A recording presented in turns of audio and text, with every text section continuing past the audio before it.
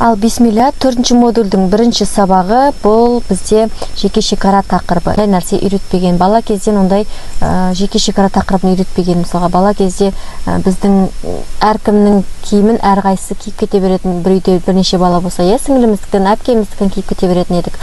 Немесе мамамыз бізде рұқсатсыз біздің киімдерімізді басқаға беріп тастайтын. Немесе мамамыздың қаражатын қалай болса солай жұмсайтынбыз. Яғни мамалар әке-шешемізге, әке-шешеміз біздің шекарамыз болса, біз әке-шешеміздің жеке шекарасын бұзып өстік. Бізге оны тиісті етіп тәрбиелеген жоқ. Неге? Тиісті дәрежеде неге тәрбиелеген жоқ? Себебі өзі тәуелсіз ел болған жоқ еді. Біздің ата-анамыз тәуелсіз елде өмір сүрген жоқ, жеке шекарасы болған жоқ. Барлығы СССР-дің құрамында болды.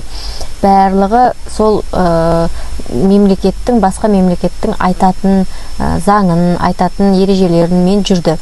Яғни өзінің жеке ережесі болған жоқ, құндылығы болған жоқ. Мен қазақпын деп бір дұрыстап айталған жоқ. Мен СССР азаматын дейтін болды. Енді бұл өтті. Ересек ретінде өз жеке шекарамызды өзіміз сызып үйренуіміз керек. Соған бірнеше жаттығулар беремін. Ең алдымен жеке шекара не ол? Жеке шекара, мысалға, жаңа мемлекет жайлы айтып жатырмын ғой. Мысалы, біз тәуелсіз ел болдық. Өзіміздің территориямыз болды. Жеке шекара, адамның жеке шекарасында да өзінің кеңістігі, территориясы, өзінің заттары, өзінің бөлмесі, өзінің шкафы, киімдері осы кеңістікке кіреді. Және өзінің психологиялық жеке шекара бар, эмоционалды психологиялық жеке шекарасы бар тұлғаның. Сол мемлекетке қарап, мысалы, Қазақстанның өзінің туы бар, елтаңбасы бар, жаңағы территориясы бар, оның өзінің сөйлейтін тілі бар, қазақ тілі, ұлттары бар, неше түрлі. Сонымен ол Қазақстан болып тұр. Мысалға, пәленше дейік, Айдос делге. Айдостың өзінің қалауы бар, немесе қаламайтын дүниелері бар, ашуландыратын іс-әрекеттері бар, немесе өзін қуантатын іс-әрекеттері бар басқа адамдар тарапынан.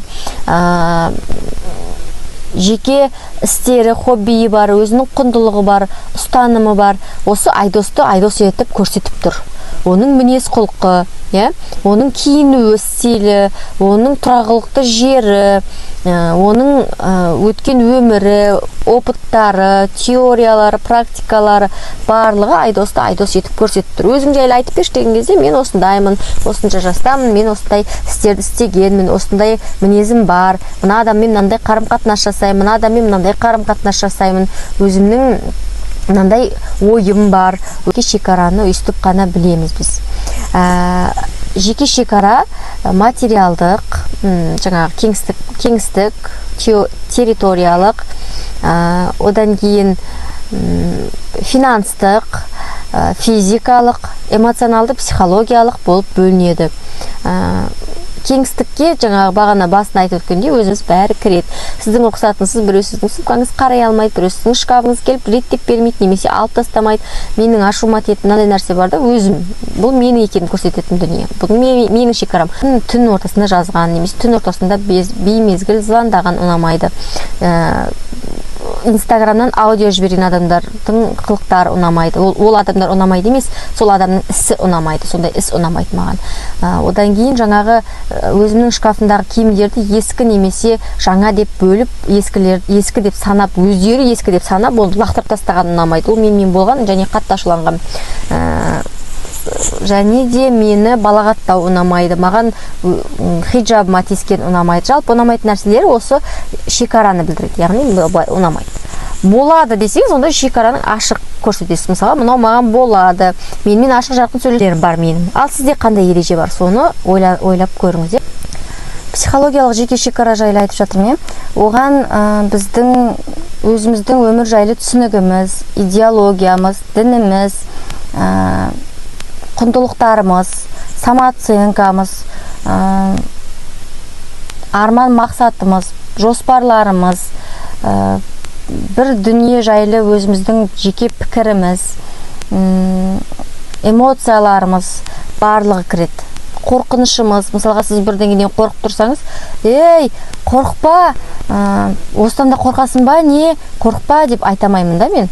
Мысалы, кішкентай балаға солай айтып жатады, еркексің ғой, неге қорқасың деп оның эмоциясын бір адам давить ете бастайды да, жауып тастайды. ол қорқыныш ішінде қалып қояды. Солай ол адамға психологиялық зомбылық жасайды. Міне бұл шекарасын бұзу деген есептеледі. Жалпы ұялма деген сияқты, күлме, немесе ырбалаңдай берме, қыздарға айтып жатамыз, шиқылдап жылама, тағы не айтамын, билемейсің, неге үйтпейсің, неге бүйтпейсің деп олардың айтуға хақысы жоқ. Бұл сіздің табиғатыңыз. Сіз олардың айтуынан былай комплекс жасауыңыз мүмкін өз-өзіңізге. Мен тұйықпын, достарым жанында, достар менімен қызық емес, ертең мен күйеуіме қызық емес боламын, немесе күйеуі бар болса, күйеуіме сол үшін қызық емес шығармын деген сияқты нәрсе айтуы мүмкін да. Бірақ әркімнің талғамы әртүрлі. Сіздің сол шекараңызға қарай, сіздің сол психикаңызға қарай сізді күйеуіңіз таңдады, мысалға, тұйық мінезді ұнады оған. Сол секілді барлық адам өзінің табиғатын, өзіне ұнайтын қасиеттерін, құндылықтарын сыйлай білу керек, және басқаларға да сыйлата білу керек. Ортаға барған кезде, мен билемеймін, билегім келмейді, күлгім келмейді, күлмеймін. Енді олай ұрсып отырамайсыз ғой, бірақ сондай пікірде болуыңыз керек. Солар өйтіп айтса, былай іштей ойламауыңыз керек. Шынымен мен билемеймін, мен күлмеймін, мен онша емеспін деп ойламауыңыз керек. Түсінікті ма? Одан кейін физикалық жеке шекара. Физикалық жеке шекараға сізге айғайлап, насилие жасау психологиялыққа да кіреді, физикалыққа да кіреді. Мысалы, шүлпілдетіп беттен сүю бар. Ол бала кезімізден ондай нәрсені үйренген жоқпыз. Сүйсе үндемейтінбіз, сүйген ұнамаса, ұнамайды деп айту керек, мысалға. Сол да физикалық шекара болып есептеледі. Сізді құшақтауы, ұстауы, жеке шекараның физикалық түрі зорлық, зомбылық, зорлау. Зорламаса да солай аймалап тесетін адамдар да бар. Сол нәрсені болдырмау үшін оны, егер жас бала болса, жас қыз болса, жеке шекараны үйретіп қою керек жас балаларға, жас қыздарға, ұлдарға. Бұл сенің ағзаң, бұл сенің мүшең, бұған ешкім тиісуіне болмайды. Бұл сенің байлығың, осы жер сенің байлығың. Ешкімнің ұстауына рұқсаты жоқ. Әркіммен бір сүйіспеу керек. Осындай бір жақсы дүние етіп көрсетіп, бірақтан сол шекараны нық етіп сызуына көмектесуіміз керек. Егер сіз өз шекараңызды қорғай алмай жүрсеңіз, бала қалай шекарасын сызады? Ол үшін өзіңіз шекараңызды дұрыстау. Ал келесі психологиялық шекара бұл бізде финанстық, яғни қаржы, ақша, материалдық сол жатады. Мысалға, сіз біреуге ақшаңызды бердіңіз, бірақ ол сізге бермей, қайтармай қойды. Бұл да сіздің шекараңыз бұзады. Қарызды уақытылы қайтару жайлы Пайғамбар саллаллаху алейхи ва салламның бірнеше нелері бар, хадистері бар. Мысалға, сіз бір үйде тұрасыз, енеге ақша беруге мәжбүрсіз. Бұл да жеке шекараны бұзады. Егер бұл сізге ұнамаса, егер сізге норма болса, өз үлесіңізді алып қалғанын енеге ақша жинатуға берсеңіз, бұл жерде де бір проблема бар, психологиялық. Бұл есемеу, яғни өз ақшаңды өзің ұстай алмайтын адам, ол есемегендіктің белгісі. Осы жағымен жұмыс істеуге кеңес беремін, егер солай болса. Жоқ, мен ақшаны ұстай алмаймын, сол үшін күйеуіме беріп қоямын. Жоқ, мен ақшаны ұстай алмаймын, сол үшін енеме беріп қоямын деген сияқты нәрсе болса, онда есемеудің мәселесі болады бұл жерде. Егер де сізге ұнамаған, өз еркіңізден тыс ақшаңызды талап етсе, беруге мәжбүр болсаңыз, онда осы жерде сіздің финанстық жеке шекараңызды бұзылып жатыр. Қыздар, не үшін бұл жеке шекара темасы көп қозғалады? Себебі адамдар өз жеке шекараларын қорғай алмағандықтан көп стресске түседі. Выгорание, эмоционалды выгорание болады. Алдыңғы сабақта айтып өттік қой, бірінші модульде. Шекараңды бұзады, сен қорғай алмайсың. Бұл өте қиын процесс, кішкене аздап қиын болады, және одан қалай шығуға болатынын сіздерге иншалла айтамын. Жеке шекараны ең алдымен біз адамдарды, енді жеке шекара қарым-қатынаста бұзылады ғой, адамдарды 3 топқа бөліп аламыз. 3 топ, бірінші өте алыс адамдар тобы, екінші жақындығы алыстау, орташа алыстау адамдар тобы, орташа алыстау. Үшінші топ ең жақын адамдарымыз. Жақындығы алыстау топ бұлар көшеде өтіп, алыс топ бұлар көшеде өтіп бара жатқан адамдар, бейтаныс алыс адамдарға қатысты. Көшеде кетіп бара жатсыз, сізді жолай бір адаммен танысқанда, енді бір адаммен сөйлесіп кеттіңіз. Ары қарай сіз асығып тұрсыз, бір жерге асығып тұрсыз, сізге ол адам өзінің әңгімесін айтып, прям ұстап тоқтатып әңгімесін айтып жатыр.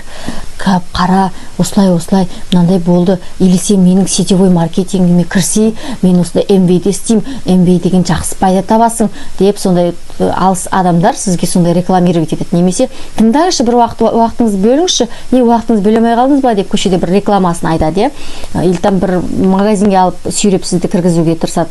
Сондай адамдарға, немесе алыс адамда тағы кім, көшенің басындағы бір көршіңіз келеді да, сізге кредит алып беруін сұрайды, немесе процентке ақша беріп сұрайды, харамға сізді шақырып жатыр, или там келіп алады түннің ортасында тақтасына MBA-дің бір мәселе, менде сондай оқиға болғанда, MBA-дің бір дүниесін етеді, просто үндемей шығарып саламыз. Көшеде көрген жаңағы адаммен просто қоштасамыз. Сау болыңыз, жоқ, керек емес маған, керек емес, шын айтам, керек емес, сау болыңыз. Осылай. Ол әркіммен бір, мысалға, қоғамдық ортада бір темекі тартып отыр, ол ортаның жеке шекарасын бұзып отыр да, әрбірінің. Яғни сіздің денсаулығыңызға зиян келтіріп жатыр, сізге жаман сезім сыйлап жатыр, сол адам. Сол кезде темекі тартпа, білмейсің ба не, үйретпеген ба не деп ұрысқанша, просто ол жерді покинуть ету керек, сол жерді кетіп қалу керек. Физикалық тұрғыда кетіп, физикалық тұрғыда сол жерді қалдыру керек. Алыс адамдармен солай. Әр пунктта қалай қарым-қатынас жасайтын айтып өтейін. Енді жақын адамдармен қалай болады? Орташа жақын адамдармен. Орташа жақын адамдарға кім кіреді? Біздің достарымыз, араласатын класстастарымыз, группаластарымыз, жұмыстағы коллегаларымыз, жақын тұратын, тиіп тұрған көршіміз, жақын араласып кеткен дос сияқты. Тағы кім? Туысымыздың туысы, құдаша, құда бала араласатын сондай адамдар, қарым-қатынас жасайтын. Айтпақшы, алыс адамдарға мына подписчиктер жатады. Шекарамыздан өтуімен қоймай, бізге манипуляция жасауы мүмкін. Мысалға, кешіріңдер, уақытым болмай жатыр, бара алмайсың. Сен деген енеңнен сұранамайсың ғой, күйеуіңнен сұрай алмайсың ғой, или там мамаңнан сұрай алмайсың ғой, сұранамайсың, содан кейін сөзің жүрмейді, содан кейін келе алмайсың деген сияқты шекараны бұзады. Бағана айтып өткендей, билемедің, күлмедің, ойнамадың, анау-мынау деген сияқты дүниелерді айтып манипуляция жасайды. Сіз өз шекараңызды қорғайын деп. Бұл кезде, мысалға, тағы да бір мысал, ақша алады, бірақ қайтармайды, жұмыстастарыңыз, ақша алады, қайтармайды. Үнемі сол. Бересте жалынып жүрес, бер, ақшам бер, алдында айтып едің ғой, берем деп деген сияқты. Немесе класстастарыңыз сізге ұнамайтын бала кезіңіздегі жаңағы атаулармен атауы мүмкін. Ол біріншіден ислам шеңберінде ол ғайбат болып есептеледі. Сіз оның сыртынан, оның құлағы дәу екен, оның көзі кішкентай екен, сығыр екен, оның бойы бірдеңке екен, түр жаман екен, или там томпақ екен деп нетсеңіз, онда ол уақыты сыртынан айтқанында ғайбат болып есептеледі. Бетіне сен осындай екенсің, сен осындайсың деп приколмен тиісіп айтуда ғайбат болып есептеледі. Ал ғайбаттың күнәсі өте ауыр, өсекпен тең, өсек, ғайбат екеуі ауыр күнә. Мұсылманды ренжітпеу керек, қақысына кірмеу керек. Сол секілді осылай мазақтамау керек. Енді осындай сәттерде оларға айтамыз, маған бұл ұнамайды, осы ісің ұнамай тұр. Нақты ісін айтамыз, нақты. И сосын дәл фактпен сөйлейміз. Сен бұлай айтқан кезде маған ұнамайды. Сен бұлай айттың, сол үшін мен осылай ашулымын. Сол эмоцияны атап көрсету. Сен мені осылай атаған кезде, немесе сен менің ақшамды бермеген кезде, мен өзімді бір қандай сезім болады сізде, сол сезімді атап көрсетеміз. Мен осындай сезімдемін, осындай күйді кешіп тұрмын деген сияқты. Мне обидно, или там маған мне плохо, маған қиын, маған ауыр болды бұл нәрсе. Неше түрлі оқиға болды ғой өмірде, мысалға балағаттау мүмкін сізді, неше түрлі жер ету мүмкін, елдің алдына масқараңыз шығару мүмкін, құлап қалдыңыз, немесе бір жеріңіз ашылып қалды. Бұл кезде күліп масқараңыз шығару мүмкін, сол орташа жақын адамдарыңыз көбінде бізге удар салып жатады.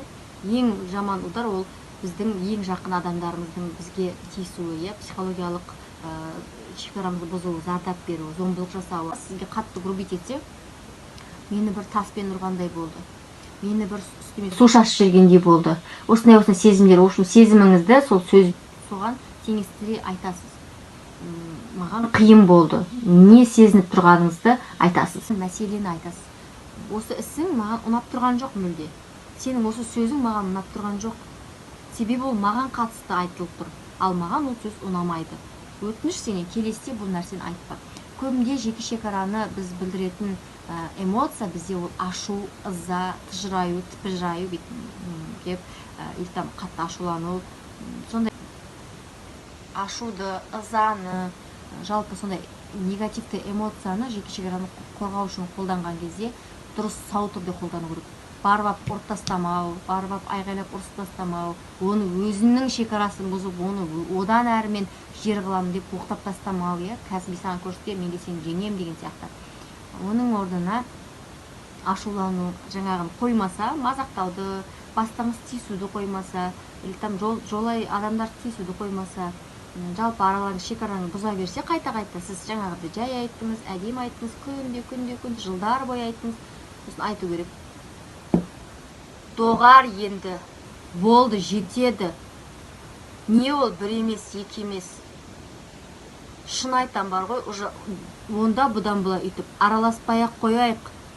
До конца қоймадың ғой, мен жайлы айтасың, мені маған прикол ұстайсың, жолыққан кезде шырқын бұзасың, кештің бір жерге қыдырып барсақ та шырқын бұзасың деп достарға сөйтіп айтамыз. Бастыққа, кешіріңіз, енді тағы да осы нәрсе қайталанса, мына әрекетіңіз қайталанса, онда мен жұмыстан шығамын. Кейбір адамдар, самооценкасы төмен адамдар жұмыстан шығамайды, соған көніп жүреді, мен бұндай жұмыс табамайын деп. Таба аласыз. Сіз өзіңіздің біліміңіз болса, өзіңіздің жаңағыдай потенциалыңыз болса, практикаңыз болса, жылыңыз жаңағыдай жасалған, онда сіз таба аласыз, міндетті түрде Аллах тағала береді. Бірақ шекараңызды хақыңызға кіргізбеңіз ешкімді. Жұмыстан шығамын. Жұмыстасыңыз, сізге тағы да солай кесе берсе, осы нәрсеңді мен қазір бастыққа айтамын, мына пәленше менен осынша қарыз алып қалыңыз, маған әлі қайтарған жоқ. Онда сен үйте берсең, сенің үстіңнен бастыққа арыз саламын. Осындай нәрсені айту керекпіз. Кейде мысалға мектепте жұмыс істегенде жылы үлкен мұғалімдер, көп жыл жұмыс істеген мұғалімдер, педагог ретінде білем ғой, жас мұғалімдерді жұмсап қояды. Сағат 6-7-ге дейін жұмсап, ол өздерінің орнына жұмыс еткізіп қояды да. Өтірік, үйте саш деп, мысалға практиканттарды да сөйтетін бұрын. 7-ге дейін өзіне практикаға қатысы жоқ мәселеде, мысалға обедке дейін сабағы өтіп, үйреніп, қайтып кетуіміз керек. Бірақ бізді 6-7-ге дейін ұстайтын да сол кезде. Біз жас баламыз, үндей алмаймыз ол кезде. Сондай кездерде мен деген директорге шағымданамын, немесе оқу орныңызға барып шағымданыңыз. Бізді осындай уақытта ұстайды, бұл заңды түрде ма? Маған практиканың заңын көрсетіңізші. Практикада осындай нәрсе бар ма? Мед колледждер, мед университеттерге баратындарда тоже сондай мәселе. Практикадан артық нәрсені жасауымыз керек па? Еңбек кодексі бар ма? Еңбек кітапшасы жаңағыдай берген кезде, жұмысқа тұрған кезде келісім шарт болады. Осындай нәрсе сенің міндеттемеңе жатады. Осы міндеттемеңді жасаған кезде сен осындай ақша аласың, Сол міндеттемеге сай емес дүниелер болып жатқан кезде, онда шағымдануыңыз орынды. Бір жай ілтипат үшін, жақсылық үшін, сауап алу үшін істеңіз, екі істеңіз, үшіншіде қайтадан давить ете берсе, онда сенің үстіңнен мен арыз жасаймын. Мен бастыққа арыз жасаймын десеңіз, онда ол сіз сенімді болмайсыз. Достардың арасында қойшы, үйтпеш, менің ашуыма тиесің, олай қалжыңдамаш деп айтсаңыз да, ол жерде достарыңыз сізді не серьез қабылдайды, ол дейді, бұған әсер жоқ дейді, қайтадан сол нәрсені қайталайды. Туысқандарға бірге тұрасыз, ата енеңіз бар, енеңіз ақшаңызды алып қояды үнемі дейік, сондай қыздар қатысуы мүмкін, себебі бұл проблема бәрінде бар. Маған осы сұрақ көп келеді. Бұл мен шешудің жолы. Мама, мен ойланып қарасам, мына нәрсеге ақша жұмсағым келеді, мына нәрсеге ақша жұмсағым келеді. Мен ересек ретінде өзімді өзім жаңағыдай ұстай алатын адам ретінде мен бұдан бұлай оны бергім келмейді. Неге бергің келмейді екен? Бересің деп күйеуіңізге шағымдануы мүмкін, оның бұрында егер күйеуіңізге шағымданса, одан бұрын ол тема қозғамас бұрын алдын ала жақсылап дайындаламыз. Оны не жауап беруі мүмкін? Әркім неңіз әртүрлі ғой. Мысалға менің енем, жарайды, өзің біл, маған бәрібір, просто мен саған көмектескім келді деді, болды. Жарайды, өзім білем дедім да, алдым да өзім жинадым. Сол сияқты кейбір енелер шынымен де власть ұстағысы келеді, ал кейбір енелер просто сізге көмектескісі келеді. Сіз өзіңіз бала позициясын ұстағаннан кейін. Кезінде бала позициясында болдым, сондай оқиға болды менде. Сосын бардым да айттым, өзім ұстағым келеді. Өз табысымды, өзім табыс табамын, өзім осылай істеймін, өзім табысым өзімде болса, қалай қай жерге жарату керек екенін есептеп отырамын. Мен еңбектенемін, ал қолымда ешқандай ресурс жоқ. Құр бекерге есеп құсап жүгіріп жүрген сияқты сезімдемін. Осылай түсіндірсеңіз болады. Бағана құндылықтар, сезімді түсіндірдіңіз, фактпен сөйледіңіз. Одан кейін жаңағы қанағаттанбайтын дүниені айттыңыз. Яғни бұл өмір маған ұнамай жүр вообще. Мен өзімді сөйлетіп жүрген адам сияқты сезініп тұрмын. Лучше мен өзімде болсын, өзімнің ересек екенін сезінейін. Өзім егер күйеу келіспесе, алдын ала күйеумен бірінші сөйлесіп қою керек. Жаным, осылай, маған ұнамай жүр мына нәрсе. Білмеймін, сен ақшаң берсең бер, бірақ мен бермеймін. Мен көп жұмыс істеймін, маған анау ұсақ түйек керек, барып енеме бар. Мама, ол визге ақша беріңізші, мама, дискретке ақша беріңізші. Или там мама, бірдеңеге тампонға ақша беріңізші деп отырмын. Сол тампон зиян, дискрет зиян бермеймін десе, тағы не дейсің мысалға, иә? Сондықтан алдын ала дайындалып барыңыз. Мына нәрсеге мен өзім жеке заттарыма ақша жұмсағым келеді, жеке барып өзім алғым келеді, таңдағым келеді, адам сияқты деп жай сөйлессеңіздер, түсінбейтін адам жоқ деп ойлаймын. Егер ол кәдімгідей қиын психологиясы бар адам болса, онда енді бірнеше рет попытка жасайсыз, түрлі ойлар тауып попытка жасап көріңіз. Бағанағы жолдармен эмоцияны атап көрсету, осыны сезімдемін, фактпен сөйлеу, осының жеке шекараны қорғай алмауда көбінде әсіресе жақындарымызбен бізді қорқыныш басымыз. Ой, осымен ұрысқанша, конфликтовать еткенше, оның ашу ызасын көргенше, ренжіп, апталап, айлап сөйлеспей кетіп қалғанын көргенше, одан да үндемей жүре берейін, үйдің берекесін қашырмайын деп ойлауыңыз мүмкін. Иә, конфликт болады, ол орынды, және сіз өзіңізді алып шығуыңыз керек конфликттен. Сау қатынаспен алып шығуыңыз керек. Келесі сабақ конфликттен қалай шығамыз, сол жайлы болады. Бұйырса тыңдаңыздар. Және мына сабақта, осы жеке шекара сабағында сіздерге жеке шекараны қорғау жайлы тест беріледі. Ол Google-дан ссылка жіберіледі. Сол ссылка арқылы өтіп алыңыздар, жарай ма? Исламда жеке шекара туралы қатты айтылған, хаққа туралы. Өсек, ғайбат, барлығы жеке шекараға қатысты нәрселер. Керемет, иә? Әйелдің хақысы, ердің хақысы, ата-ананың баланың алдында хақысы, баланың ата-ана алдында хақысы, оның барлығы исламда үлкен дәрежеде көрсетілген, қамтылған. Енді пайғамбар саллаллаху алейхи вассаламның жақсы сөз сөйлеңдер немесе үндемеңдер деген сөз. Қараңызшы, жаман сөз сөйлеп, басқа біреудің шекарасын бұзып қоюыңыз мүмкін, иә? Көзіңді жамандықтан тый деген. Егер бауырың адасып жатқанын көрсең, онда оны сөзбен тоқтат дейді, сөзбен тоқтат, немесе былай той деп не тоқтат дейді, одан кейін үндеме дейді. Яғни әрі қарай оның шекарасын бұзып, деудің қажеті жоқ дейді. Жақсылыққа шақыр, сүйіншілеңдер, қорқытпаңдар дегенде келеді. Байқадыңыздар ма, қалай шекараны кәдімгі әдемі қорғап қойған. Және бір-біріңді аңдымаңдар дейді, бір-бірің жайлы өсек тасымаңдар. 3 адам отырып, 2 адам бір-бірімен сыбырласпасын дегенде әңгімелер бар да, сондай хадистер бар, иә.